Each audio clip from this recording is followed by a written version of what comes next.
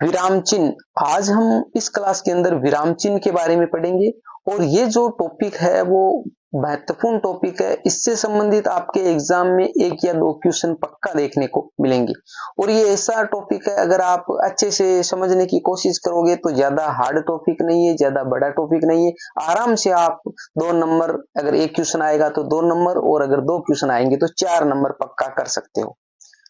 तो मैं बीएल लोणा, मेरे यूट्यूब चैनल स्टडी टाइम में आपका हार्दिक स्वागत करता हूं। अगर आप मेरे चैनल पर पहली बार विजिट कर रहे हो तो चैनल को सब्सक्राइब कर ले, बेल आइकन को ऑल पे प्रेस कर ले, ताकि जब भी मैं कोई नया वीडियो अपलोड करूं तो उसका नोटिफिकेशन आपको तुरंत मिल सके। क्योंकि यहाँ पर हम संपूर्ण जो सेकंड ग्रेड है वो कोर्स करेंगे।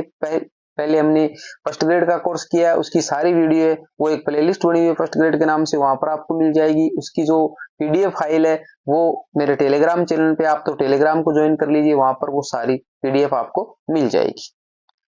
वीडियो पसंद आती है तो इसको लाइक करिए, अपने दोस्तों के साथ में भी शेयर कीजिए, अब जो फायदा आपको मिले अपने दोस्तों को भी मिल सके। बिना समय गवाए हम शुरुआत करते हैं आज की क्लास की। तो देखिए, विराम चिन्ह यानी विराम चिन्ह है वो होते क्या है। तो इनकी जो परिभाषा दे रखी है उसमें लिखा है, जब किसी बात को कहते वक्त कोई वक्ता यानी बोलने वाला बीच में रुकता है या उस पर जोर दिया जाता है जिससे वह बात रोचक बन जाती है, उसे ही विराम चिन्ह कहते हैं। यानी या तो बीच में वो रुकता है बोलने वाला और या फिर उस पर कोई जोर दिया जाता है, इससे वो बात है वो थोड़ी रोचक बन जाए, अच्छी लगे, उसके लिए हम विराम चिन्हों का उपयोग करते हैं। तो देखिए, यहाँ पर मैंने वाक्य लिया है, शब्द वही है, जैसे रोको मत जाने दो, और यहाँ पर भी ये रोको मत जाने दो, यानी शब्द दोनों में सेम है, ठीक है, परंतु अर्थ अलग अलग निकल रहा है। क्यों निकल रहा है, एक बार मैं थोड़ा इसको इरेज करता हूं वापिस।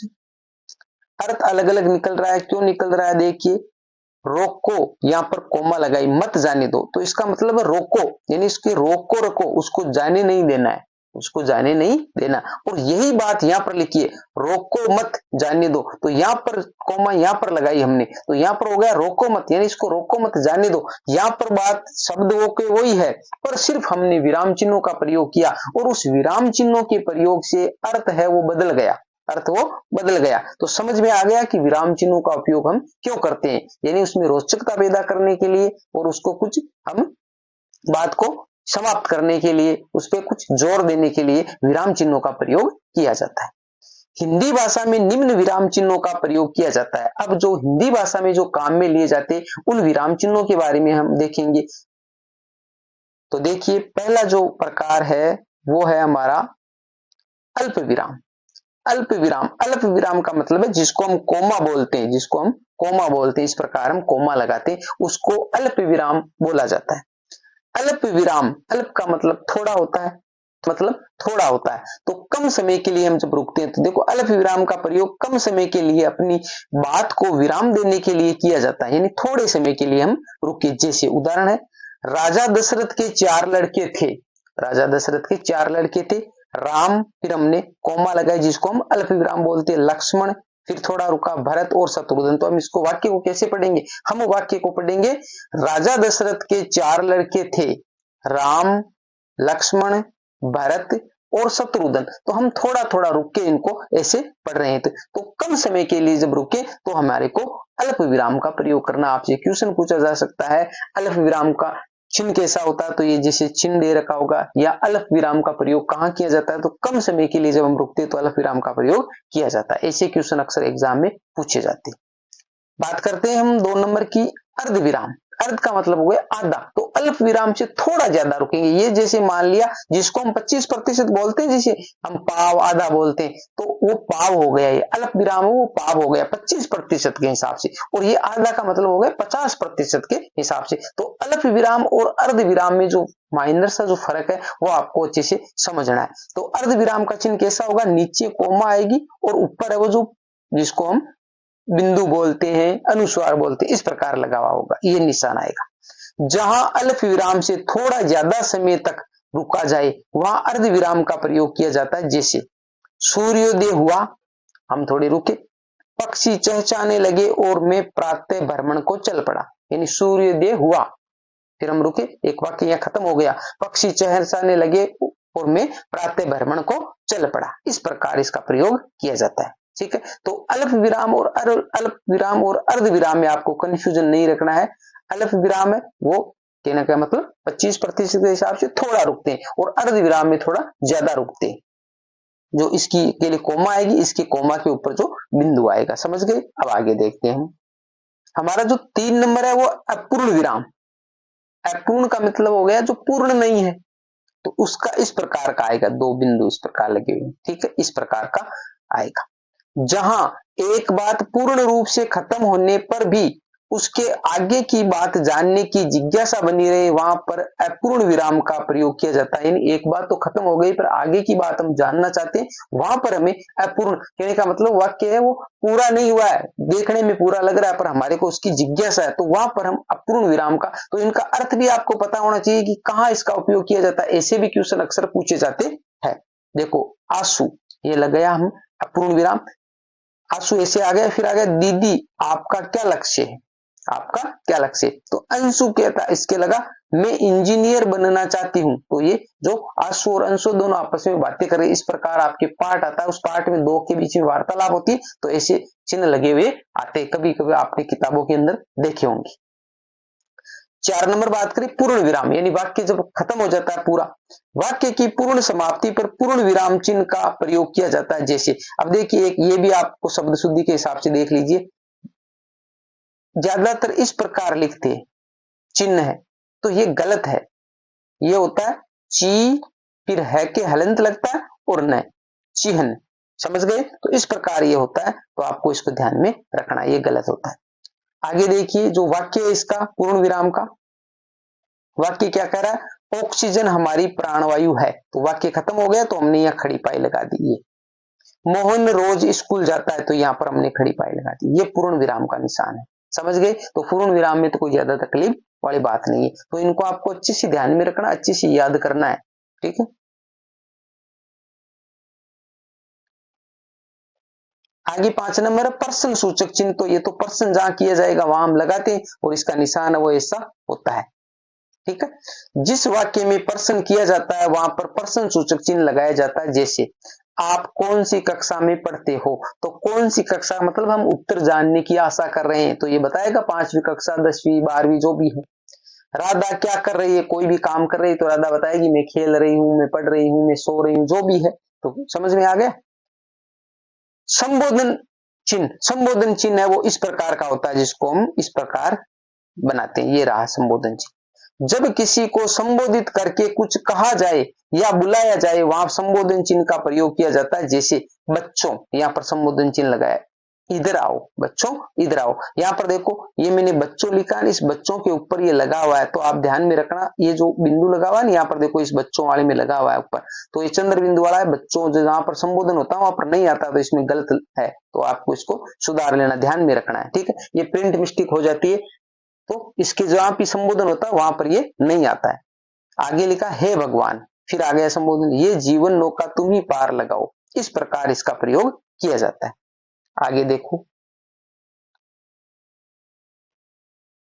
आगे 7 नंबर है विस्मय सूचक चिन्ह। विस्मय सूचक चिन्ह इस प्रकार होता है, जहां पर हर्ष, शोक, घृणा, भय, प्रेम, विस्मय आदि भावों की अभिव्यक्ति हो, वहां पर विस्मय सूचक चिन्ह का प्रयोग किया जाता है। जैसे यानी अरे तुम प्रथम श्रेणी से उत्तीर्ण हो गए, तो कहने का मतलब इसको आश्चर्य हुआ, आश्चर्य हुआ है। अरे इनका मतलब भाई हो कोई पास होने वाला नहीं था, या 3rd डिवीजन या 2nd डिवीजन हो रहा, तो हम इससे अचंभित होते हैं ना, अरे तुम प्रथम श्रेणी, तो इस प्रकार चिन्ह लगा के हटो, ये क्या कर रहे हो, तो किसी को हम जैसे गुस्सा आ जाए तो हम कहें हटो, ये क्या कर रहे हो, तो इस प्रकार इसको काम में लिया जाता है। अब होता है अवतरण चिन्ह। अवतरण चिन्ह का मतलब है इस प्रकार, जैसे ये कोमा और इस प्रकार उल्टी इस प्रकार लगाते हैं, इसको बोलते हैं अवतरण चिन्ह। जब किसी कथन को ज्यों का त्यों लिखा जाता है, ज्यों का त्यों लिखा जाता है, तो उस कथन के दोनों ओर इसका प्रयोग किया जाता है। ये 2 प्रकार का होता है, एक होता है इकहरा और एक होता है दोहरा। इकहरा इस प्रकार है और दोहरा इस प्रकार है, यानी इकहरा में 1-1 लगाएंगे इस प्रकार, और दोहरे में इस प्रकार 2-2 लगा देंगे, ठीक है। तो 2 प्रकार आपको पूछा जा सकता है, अवतरण चिन्ह कितने प्रकार के होते हैं, तो 2 प्रकार के होते हैं, एक होता है इकहरा और एक होता है दोहरा। कब काम में लेते हैं, कोई भी कथन है उसको ज्यों का त्यों लिखना, वहां पर इसको हम काम में लेते हैं। इसके उदाहरण देखते हैं। उदाहरण है रामधारी सिंह दिनकर को ओज के कवि कहते हैं। तो रामधारी सिंह दिनकर है, उसका नाम है दिनकर, रामधारी सिंह है, तो इसको हमने लिखा तो यहाँ पर इकारा लगाया हमने, ओज के कवि कहते हैं, इस प्रकार लिखा हुआ आपने देखा होगा। प्रेमचंद ने कहा है, प्रेमचंद ने कहा है, स्त्रियों के आंसू पुरुषों की क्रोधाग्नि भड़काने में घी का काम करते। ये देखो यहां से लगा हुआ है, यहां से स्टार्ट करके हमने यहाँ पर खत्म किया, तो ऐसे लगे हुए आपने देखे होंगे। तो इस प्रकार इसका प्रयोग किया जाता है। योजक चिन्ह, योजक चिन्ह जो बीच में इस प्रकार का जो लगा होता है। द्वंद्व समास दो है, जैसे माता पिता राधिने से।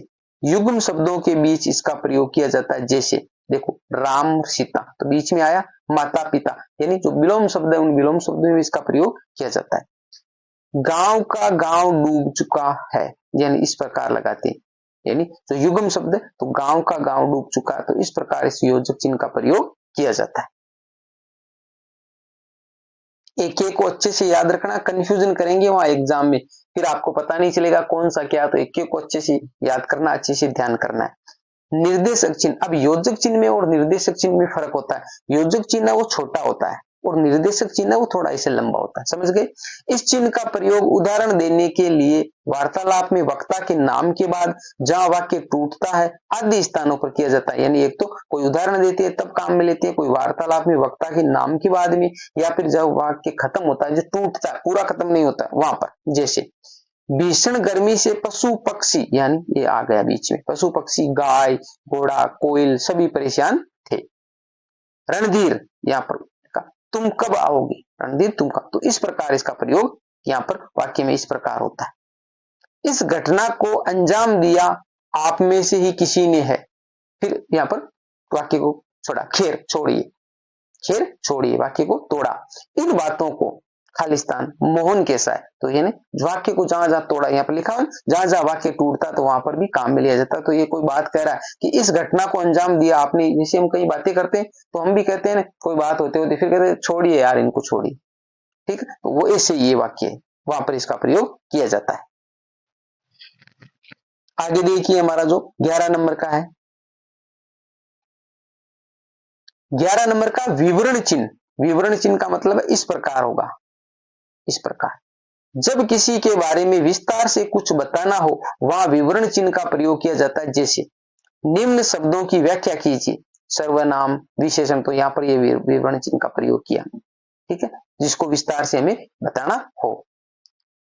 आगे हंस पद, जिसको विस्मरण चिन्ह बोला जाता है। हंस पद का मतलब यहाँ पर देखो इस प्रकार लगा हुआ, बाकी हम ऐसे लगाते हैं, इसको तीर का निशान करते हैं ऊपर की ओर। यदि कुछ बात बताते समय कुछ छूट जाए तो हम उसे हंस पद लगाकर वाक्य के ऊपर लिख देते हैं। जैसे यहाँ पर वाक्य आया है कि वाक्य क्या लिखा है, मुझे आज जाना है। अब वाक्य छूट गया कि मुझे, जैसे कोई गांव जाना था तो हम लिखेंगे मुझे आज जयपुर जाना है। अब ये जयपुर छूट गया, तो अब यहाँ पर तो जगह है नहीं बीच में जयपुर आने के लिए, तो हम क्या करेंगे, यहाँ पर छूटने वाली बात को या तीर का निशान लगाएंगे और यहाँ पर ऊपर लिख देंगे जयपुर। समझ में आ गया, कोई चीज छूट जाती है तो मुझे आज जयपुर जाना, तो यहाँ पर हंस पद का प्रयोग किया जाता है। 13 नंबर का जो हमारा प्रकार है वो है संक्षेपण चिन्ह। संक्षेपण का मतलब होता है छोटा करना, जिस प्रकार हिंदी में संक्षेपण और पल्लव होते हैं, पलवन, ठीक है, पलवन का मतलब विस्तार से, संक्षेपण का मतलब छोटा करना होता है। कोई विस्तार से कोई बात लिखी जिसको हम शीर्षक बोलते हैं तो वो शीर्षक छांटना होता है, और पल्लवन का मतलब एक लाइन दी हुई है तो उसको विस्तार से लिखना होता है। जब किसी वाक्य या शब्द को छोटा लिखा जाता है तो वहां पर संक्षेपण चिन्ह का प्रयोग किया जाता है। जैसे राजकीय उच्च माध्यमिक विद्यालय नागौर राजस्थान, ये ऐसे था तो इसको हमने रा लिखा, फिर ये चिन्ह लगा दिया, छोटा कर दिया, फिर उ लिखा, फिर हमारे को मा लिखा, इस प्रकार ये हमने ऐसा लिखते हैं हम, तो ये संक्षेपण का, यानी उसको रूप छोटा कर दिया, वहां पर इसका प्रयोग किया जाता है। तो ये बिंदु लगा होता है जो फुल स्टॉप बोलते हैं। आगे देखिए 14 नंबर तुल्यता या सक्षमता सूचक चिन्ह। ये जिस प्रकार ये बराबर का चिन्ह होता है, जब किसी शब्द के समान अर्थ बतलाने, समान मूल्य या मान का बोध कराने के लिए इस चिन्ह का प्रयोग किया जाता है। जैसे भानु, भानु बराबर हमने लिखा सूर्य, भानु का मतलब क्या होता है, सूर्य, सूर्य का पर्यायवाची शब्द है भानु। 1 रुपया बराबर 100 पैसे। तो यहाँ पर ये समान है, तुल्यता, तुल्यता का मतलब होता है समानता, उसमें दोनों में समानता है, चाहे उसको 1 रुपया कहो, चाहे 100 पैसे कहो, चाहे उसको भानु कहो, चाहे सूर्य कहो, दोनों एक ही चीज है। तो वहां पर इसका प्रयोग किया जाता है तुल्य। कोष्टक चिन्ह, अब कोष्टक 3 प्रकार के होते हैं, छोटा कोष्टक होता है, ये मझला कोष्टक है और ये बड़ा कोष्टक है। वाक्य में प्रयुक्त किसी शब्द का अर्थ स्पष्ट करने हेतु इस चिन्ह का प्रयोग किया जाता है। जैसे आगे देखो, उदाहरण में क्या लिखा है, मुंह की उपमा मयंक से दी जाती है। तो यहाँ पर कोष्टक में हमने लिख दिया चंद्रमा, तो मयंक का मतलब होता है चंद्रमा। इसको हमने स्पष्ट करने के लिए, क्योंकि मयंक शब्द कम काम में लेते, चंद्रमा ज्यादा काम में लेते, तो चंद्रमा समझते हैं, तो मयंक का अर्थ स्पष्ट करने के लिए हमने यहाँ पर चंद्रमा लिख दिया, तो वहां पर इसका प्रयोग किया जाता है।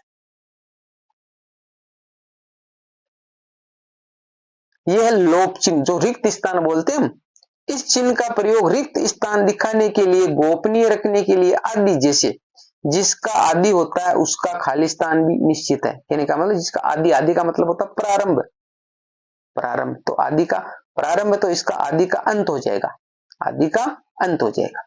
दरोगा ने उसे गाली देते हुए कहा, अब जो आगे कुछ कहा उसको हमने छोड़ दिया, गोपनीय रख दिया, ठीक है। दरोगा ने गाली देते हुए उसे कहा, तो यहाँ पर हमने खाली छोड़ दिया, तो यहाँ पर इसका प्रयोग किया जाता है लोप चिन्ह।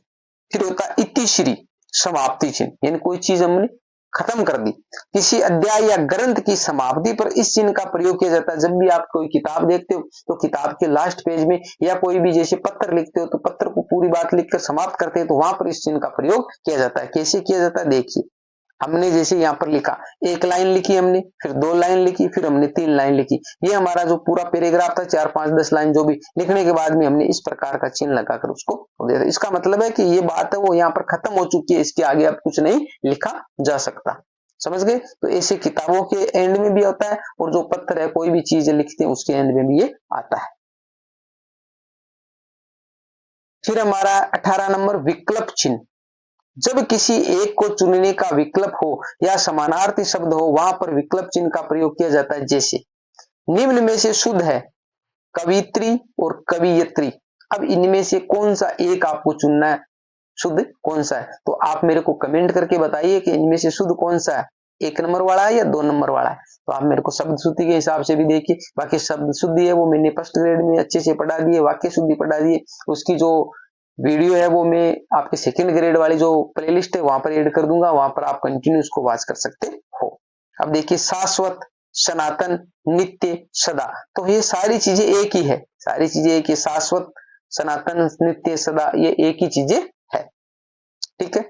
आगे देखिए, ये 19 नंबर है और लास्ट है पुनरुक्ति चिन्ह। पुनरुक्ति चिन्ह का मतलब है कोई चीज बार बार आए, जब ऊपर लिखी हुई बात को ज्यों का त्यों लिखना हो तो इस चिन्ह का प्रयोग किया जाता है। जैसे श्रीमान श्याम सुंदर जी, हमने किसी का नाम लिखा, अब श्रीमान, श्रीमान सभी के जैसे लिस्ट बनानी है तो लिखेंगे, तो हम पर लेने पर इस चिन्ह लगा दिया, ऐसा ऐसा हमने चिन्ह लगाया और आगे लिख दिया राम कुमार जी, आगे आगे जैसे जैसे आएगा फिर हम ऐसे ऐसे लिखते जाएंगे, समझ में आ गया।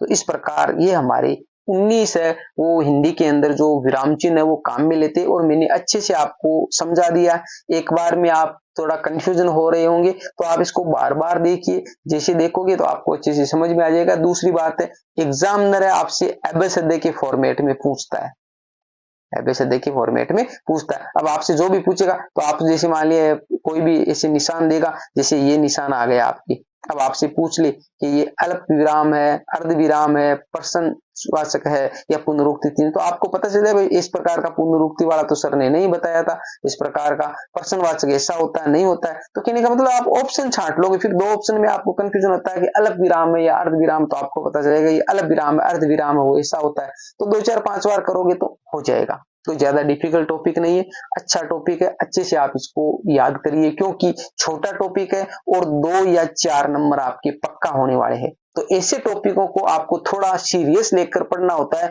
छोटे टॉपिकों को, क्योंकि यहाँ से क्वेश्चन पक्का आएगा, क्वेश्चन 100% आएगा। तो इसलिए ऐसे क्वेश्चन, जैसे मान लिया कोई बड़ा टॉपिक हो और उसमें से एक क्वेश्चन आए, वो पूरा कहां से आएगा पता नहीं चलता है, तो वो अगर गलत हो जाए तो कोई दिक्कत नहीं, पर ये छोटा सा जो टॉपिक है इसके क्वेश्चन अगर गलत होते हैं तो फिर हम एग्जाम में पीछे रह जाते, इसलिए इसको अच्छे से याद कीजिए। उम्मीद करता हूँ ये क्लास आपको अच्छी लगी होगी, अगर अच्छी लगी है तो इसको लाइक करिए, अपने दोस्तों के साथ में भी शेयर कीजिए। मिलते हैं अगली वीडियो में, तब तक के लिए जय भीम जय भारत। चैनल को अभी तक सब्सक्राइब नहीं किया तो सब्सक्राइब जरूर कर लीजिए।